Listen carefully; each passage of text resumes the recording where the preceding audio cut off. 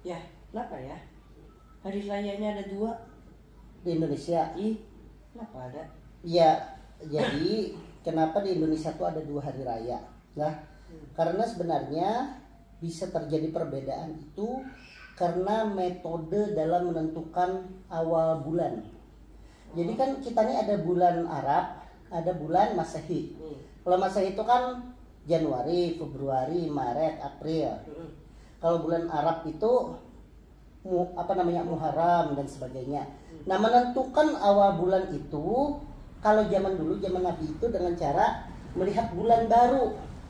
Bulan baru itu kalau ada bulan baru muncul bulan sabit, itulah awal bulan. Nah, termasuk ternyata sekarang ini dalam menentukan awal Ramadan dan awal Zulhijjah. Karena awal Ramadan itu menentukan bahwa kapan mulai puasa, kemudian awal Syawal kapan menentukan hari raya Idul Fitri. Kalau kapan Zulhijjah itu menentukan nanti kapan kita melaksanakan sholat Idul Adha. Paham sampai situ dulu anak-anak? Nah, ternyata Indonesia itu menganut metode namanya Imkanul Ruqyat. Imkanul Ruqyat itu artinya kemungkinan hilal atau bulan sabit itu terlihat. Itu namanya Imkanul Ruqyat. Nah, Imkanul Ruqyat di Indonesia itu menggunakan suatu kriteria yang disepakati oleh menteri-menteri agama di Asia Tenggara, namanya MABIM. Menteri Agama Brunei, Indonesia, Malaysia, Singapura. Nah, Imkanul Ruqyat yang disepakati tersebut dikatakan apabila hilal itu kemungkinan akan terlihat jika tingginya bulan itu di atas 3 derajat, kemudian elongasi itu ketebalan bulan sabit itu adalah 4,6 derajat. Nah, itu adalah kriteria Indonesia. Nah, pemerintah menggunakan kriteria tersebut. Artinya kalau seandainya di Indonesia dari Sabang sampai Merauke itu tidak ada bulan itu di atas dari 3 derajat atau dengan elongasi 4,6 derajat, berarti dinyatakan belum masuk bulan baru. Nah, ini berbeda dengan beberapa organisasi, salah satunya organisasi terbesar adalah Muhammadiyah. Dan kita juga pakai kita di organisasi tersebut. Bahwa metode yang digunakan oleh Muhammadiyah itu adalah wujudul hilal. Artinya wujudul hilal itu adalah dengan menghitung ketika terjadi konjungsi, artinya antara matahari, bulan, bumi itu setara. Sebelum maghrib sudah setara, itu namanya konjungsi. Maka lewat dari itu sudah disebut dengan new moon, bulan baru.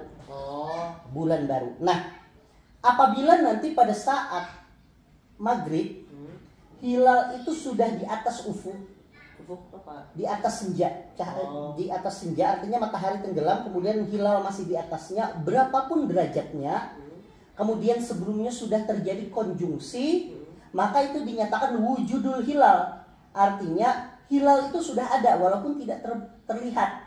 Itulah metode yang dipakai oleh Muhammadiyah. Namanya adalah wujudul hilal.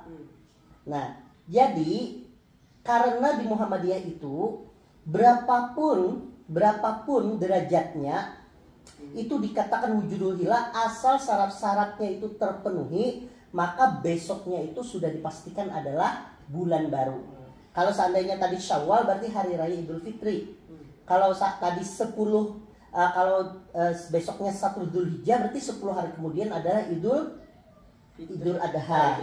Nah, jadi kenapa bisa berbeda? Bukan karena misalnya si ini pakai hisab, si itu pakai ruqyat. Hisab tuh menghitung, ruqyat tuh melihat. Tidak, karena semua orang sekarang bisa hisab, bisa menghitung. Bahkan orang awam seperti ayah ini kan orang awam, tuh bisa sekarang melihat hisab itu dengan cara membuka di HP.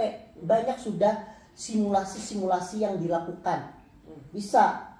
Semua orang juga bisa ruqyat sekarang dengan ilmu pengetahuan yang sangat baik. Kemudian sudah ada teleskop dan sebagainya.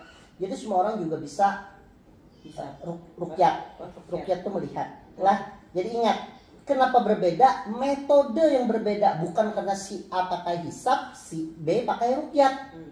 Ya, semuanya sebenarnya metode itu menggunakan hisab. Tadi misalnya imkanu rukyat, kemungkinan terlihat hilal itu hisab juga sebenarnya. Oh, ini 3 derajat.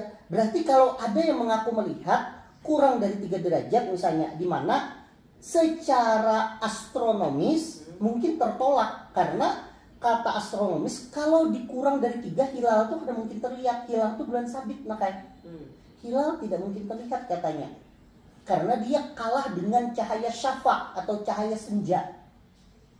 Cahaya matahari senja itu masih kuat sehingga hilal belum terlihat. Tapi kalau oleh organisasi salah satunya Muhammadiyah yang menganut sistem wujudul hilal, walaupun tidak terlihat tetapi dia sudah di atas ufuk, dia sudah terjadi konjungsi sebelumnya, maka itu sudah dikatakan bahwa itu wujudul hilal, itulah terbentuknya hilal. Maka besok sudah dinyatakan bulan baru. Itu yang kita sepakati atau kita yakini sekarang. Berarti ya itu kita sah ada? Sah apanya? Itunya sholat Idul Adha-nya. Sholat Idul Adha atau sholat Id itu adalah sholat sunnah. Nah, yang sering menjadi pertanyaan itu kalau Idul Fitri, sunnah.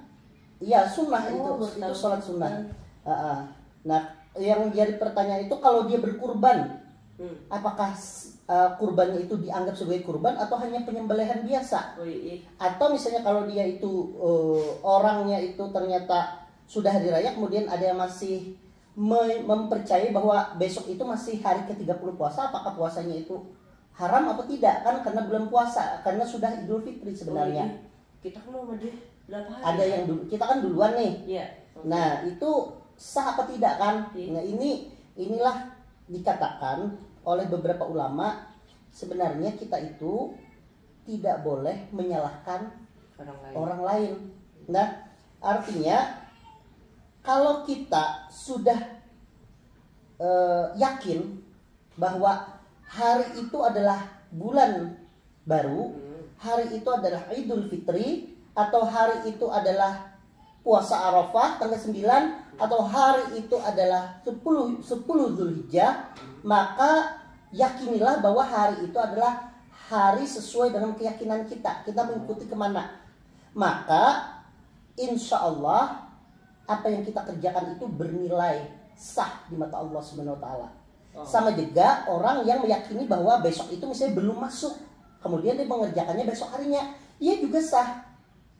Jadi kedua-duanya sah. Yang tidak sah itu apa? Yang tidak sah itu adalah ketika kita itu yakin sebenarnya besok itu hari raya, tetapi karena mungkin rasa tidak enak atau ada rasa apa, akhirnya tidak berhari raya besok, dia tetap berpuasa. Misalnya kalau itu Idul Fitri harusnya, kemudian dia mengikuti sholat Idul Fitrinya besok masih berpuasa misalnya. Nah, itu tidak boleh, karena sebenarnya dia udah yakin besok itu misalnya buka puasa. Atau dibalik misalnya, harus pilih salah satu, dan itulah keyakinan dia. Maka ketika itu kita yakin, maka itu akan bernilai ibadah kepada Allah Subhanahu wa taala. Jangan sampai sultan nanti lebih mengedepankan sama kawan-kawan, wah ikut puasa semalam kada sah, salah. Tidak boleh lah. Artinya kita harus mengedepankan bahwa dengan keyakinan masing-masing, kalau kita yakin maka kita akan sah sesuai dengan kepercayaan kita tersebut dalam penentuan kapan itu awal bulan, baik itu Ramadan, baik itu Idul Fitri, maupun awal dari Zulhijjah. Paham dah. Oke, paham lah anak lah. Paham. Ya, mudah-mudahan. Nah, satu lagi yang penting, jangan sampai kita itu berkelahi gara-gara masalah seperti itu.